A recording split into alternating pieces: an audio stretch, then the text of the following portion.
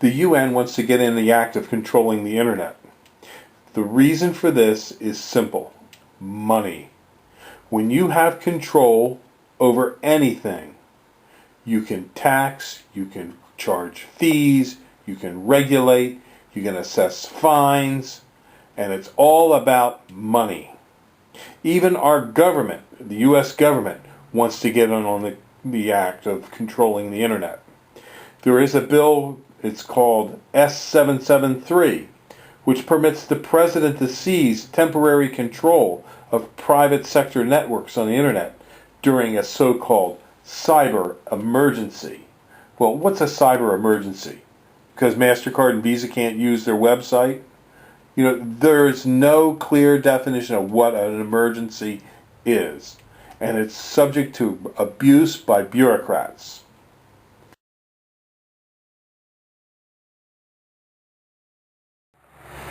These are our 3-foot green giants. They're in a number 5 squat pot, and these are our 4-foot green giants in our squat pot. Now we call these a 3 to 4 foot because they'll be over 3 foot tall to the top, but less than 4 foot. And these will all measure about 4 foot to the top or slightly taller on the 4-footers. The green giant is placed about 5 to 8 feet apart in straight rows, and you can make a staggered row for a large property. For a smaller property, you would only want to have one single row. A single row is the easiest way to maintain these trees. And if you're going to put in a large number, say like, you know, you're up in northern Pennsylvania and you're going to put in 100 of them on a large lot, we do recommend that you put in our drip water system, which I will show you in a few seconds.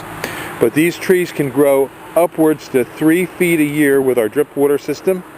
They're very fast, they're deer resistant, and wind resistant.